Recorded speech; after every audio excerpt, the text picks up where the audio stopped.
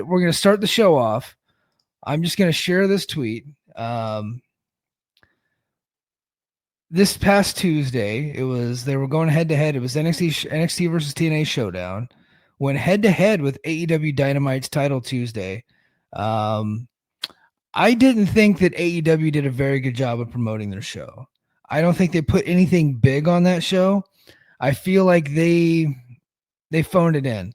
The wrestlers on the show did not phone it in. They absolutely did not. I went back and was able to watch a lot of that show, and I thought the in-ring action, which is what you typically get with AEW, the in-ring action was always really good. And I thought the matches were very good, specifically Mox versus Ishii. I talked about it yesterday. I did a full NXT Showdown review yesterday. It's on the Patreon. It's only for Patreon subscribers. I can't even extract the file to make it into a YouTube video, so it only will live on Patreon. So if you haven't had a chance, I don't want to go back and do a full recap, but I'm making a point. I didn't think AEW did a very good job of promoting the show, and I thought NXT did an excellent job of promoting that show. Now, while NXT didn't have like the out of this world matches, with the exception of Mustafa Ali and Ethan Page, which I thought was really good, they made their show interesting. They had a hot storyline going into it, and people can say what they want. Specifically AEW fans. I know you don't like the storyline, but TNA fans and NXT fans are really into the storyline, and it's got more goddamn plot holes than any other storyline I've ever followed in pro wrestling. But for whatever reason, people are into it, and the NXT crowd was hot the whole night. It just seemed like that's where the energy was in NXT, was in the Performance Center in front of a couple hundred people. AEW had 2,000 people that just seemed exhausted in Jacksonville. I don't know if it was like super humid. I don't know what was going on there. But it didn't seem like the people in Jacksonville cared all that much about what was going on outside of the Mox versus Ishii match, which I think it took them a while to get into. I say all that to say that knowing all that, you had to know that it was going to be a bloodbath when we're talking about the head-to-head ratings battle between the two companies.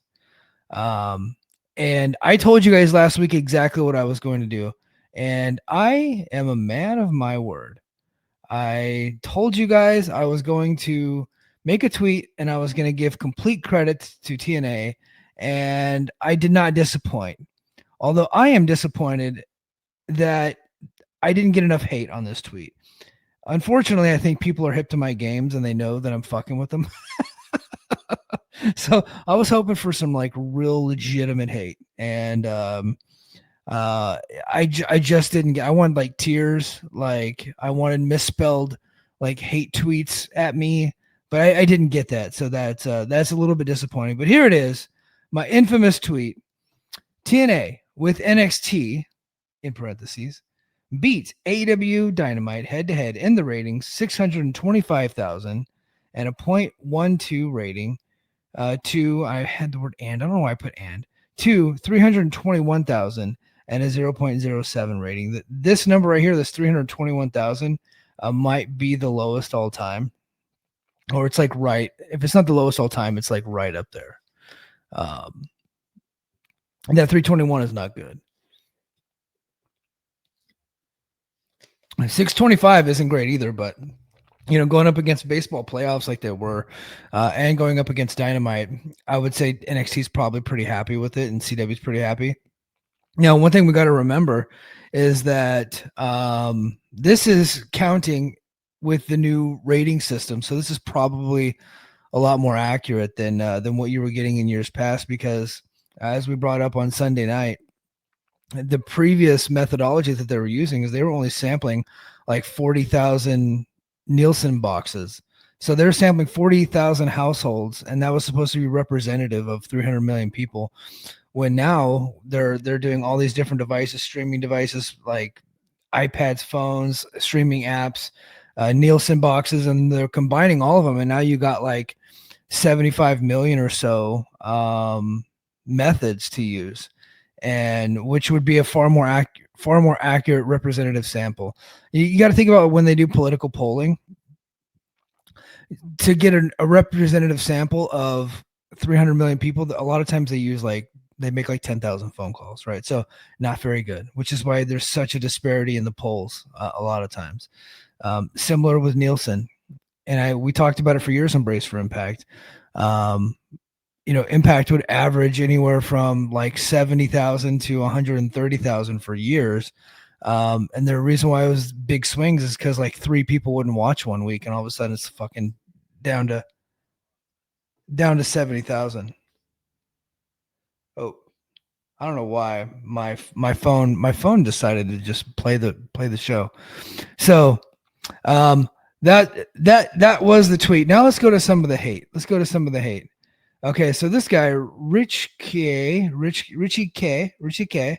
Okay, put AEW on free TV over the air, then brag about beating them. It's easy when you're on free over the air channel in 130 million homes versus one on cable and 56 million homes. You also have to pay for TBS. CW is free. Thank you, Mr. Obvious. You really educated me. I greatly appreciate it. So here's the thing. What he's saying is true, right? That is true. And of course, I'm an asshole, so I said hopefully AEW gets a better TV deal next time. AEW has the better TV deal, right? Because they're getting paid a lot more money. And that's really what it's all about. CW, yeah, it's in a lot more homes, but not a lot of people watch that channel based on like the homes that they're available in. It's, you got Fox, NBC, CBS, ABC, and then like they're like number 5. And NXT actually puts them up like higher on Tuesday nights because of how well they're performing on that channel. They're doing a great job on that channel. But CW doesn't pay a lot of money for programming, so there is a difference. But yes, that is the advantage, and I was not going to bring up the advantage because it was irrelevant. I was shit posting, so there you go. Took the bait, yes. Also a scroll took the bait for sure. So NXT Showdown, I would have to say, is a major success. I know last year during the head-to-head battle, NXT was like over 800,000, but that was using the old Nielsen ratings, right? So there's a big drop off, but the big drop off, I would get the feeling, is because of there's less people watching for sure. But it's a more significant drop off because of the way that the new ratings are measured, which I get the feeling are more accurate. Now we could 6 months from now learn even more and be like, okay, the ratings that we're using today are even archaic 6 months from now. I think this thing is going to continue to evolve. But yeah, I had a lot of fun at the expense of the AEW sickos. They're very sensitive about this rating stuff. Like if you actually are an AEW fan and it upsets you that more people watched NXT, I don't know what to tell you, right? Like there's so many more important things in life that like, it's not like it's not a football game, right? Like if NXT wins the head-to-head battle this week, guess what happens tomorrow? Not a goddamn thing. It's like literally nothing happens. So I wouldn't worry about this too much. And word on the street is that Max is going to start reporting numbers next year, and if they do, like that could be a big deal, and that would be very interesting to see what kind of numbers we get from that. I will be tracking that pretty closely if and when they do come out. So, all right. So that was the Showdown ratings. Showdown was a major success. Crushed AEW Dynamite. Crushed them bad.